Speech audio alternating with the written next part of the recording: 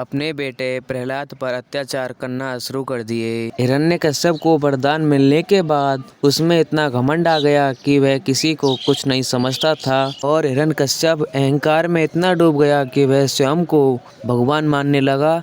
तो स्वागत है आपका हमारे चैनल में। अगर अभी तक आपने हमारे चैनल को सब्सक्राइब नहीं किया है तो जाओ यार सब्सक्राइब करो। चैनल को सब्सक्राइब करके नोटिफिकेशन को ऑन करना मत भूलना। तो वीडियो शुरू करते हैं। विष्णु पुराण के अनुसार कलयुग एक ऐसा युग है जिसमें कम प्रयास से मोक्ष प्राप्ति की जा सकती है, अर्थात भगवान का नाम स्मरण करने से ही मनुष्य को मोक्ष प्राप्ति हो सकती है। क्योंकि सतयुग में जो फल 10 वर्ष की तपस्या, ब्रह्मचर्य और जप करने से मिलता था, वही फल त्रेता युग में 1 साल की तपस्या करके प्राप्त किया जा सकता है। ठीक इसी प्रकार द्वापर युग में वही फल केवल 1 महीने की तपस्या करके प्राप्त किया जा सकता है और वही फल कलयुग में केवल भगवान का नाम स्मरण करने से ही प्राप्त किया जा सकता है। सतयुग की अवधि 17,28,000 वर्ष थी और मनुष्य की आयु 1 लाख वर्ष और मनुष्य की लंबाई 32 फीट थी। सतयुग में भगवान विष्णु जी ने 4 अवतार लिए थे, जिनमें से पहले अवतार का नाम मत्स्य अवतार था। इस अवतार में भगवान विष्णु जी ने एक मछली का रूप धारण किया था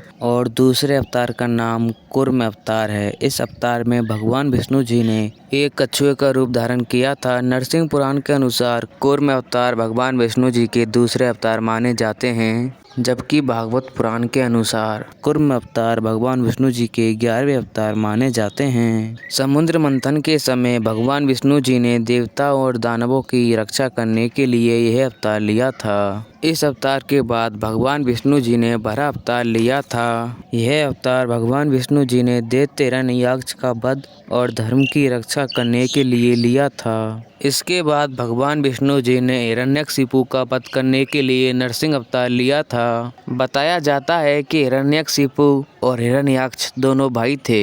हिरण्यकशिपु को हिरण्यकश्यप भी कहा जाता है और जब हिरण्यकश्यप ने भगवान ब्रह्मा जी की तपस्या की तो भगवान ब्रह्मा जी प्रसन्न होकर हिरण्यकश्यप के सामने प्रकट हो गए और वरदान मांगने के लिए कहा। तो हिरण्यकश्यप ने ब्रह्मा जी से वरदान मांगा कि ना कोई घर में मार सके, ना बाहर, ना कोई मनुष्य और ना कोई देव, ना असुर और ना कोई रात में, ना घर के अंदर, ना ही बाहर।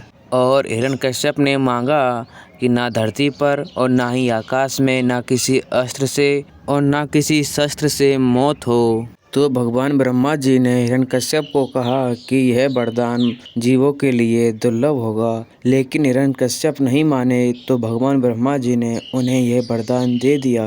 हिरण्यकश्यप को वरदान मिलने के बाद उसमें इतना घमंड आ गया कि वह किसी को कुछ नहीं समझता था और हिरण्यकश्यप अहंकार में इतना डूब गया कि वह स्वयं को भगवान मानने लगा और अपनी प्रजा से उसने खुद को भगवान की तरह पूजने का आदेश दिया।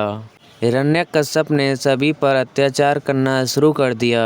हिरण्यकश्यप का बेटा था जिसका नाम था प्रहलाद और भक्त प्रहलाद ने हिरण्यकश्यप की पूजा करने से मना कर दिया। प्रहलाद भगवान विष्णु जी के भक्त थे और उनकी पूजा करते थे और जब हिरण्यकश्यप को पता चला कि उसका बेटा प्रहलाद भगवान विष्णु जी की पूजा करता है तो उसने अपने बेटे प्रहलाद पर अत्याचार करना शुरू कर दिए और हिरण्यकश्यप ने अपने पुत्र प्रहलाद का वध करने की कई कोशिश की, लेकिन प्रहलाद भगवान विष्णु जी के भक्त थे। इस कारण हिरण्यकश्यप प्रहलाद का कुछ भी नहीं बिगाड़ पाया। लेकिन जब हिरण्यकश्यप के अत्याचार की सभी सीमाएं पार कर गई तब भगवान विष्णु जी ने आधे मनुष्य और आधे शेर का रूप धारण करके नरसिंह अवतार लिया और भगवान नरसिंह खंभा फाड़कर प्रकट हुए थे और भगवान विष्णु जी ने हिरण्यकश्यप को मुख्य दरवाजे के बीच अपने पैर पर लिटा दिया और जो शेर के नाखून होते हैं ठीक उसी तरह भगवान नरसिंह ने अपने नाखूनों से हिरण्यकश्यप का वध किया था। मुख्य दरवाजे का अर्थ होता है घर का भय प्रवेश द्वार, जिसमें हम प्रवेश करते हैं और बाहर निकलते हैं। इस प्रकार भगवान विष्णु जी ने अपने भक्त प्रहलाद की रक्षा की थी। वीडियो देखने के लिए धन्यवाद। अगर वीडियो पसंद आए तो लाइक करें, शेयर करें, कमेंट करें और चैनल को सब्सक्राइब करना मत भूलना। तो फिर मिलते हैं जल्दी एक नए वीडियो में।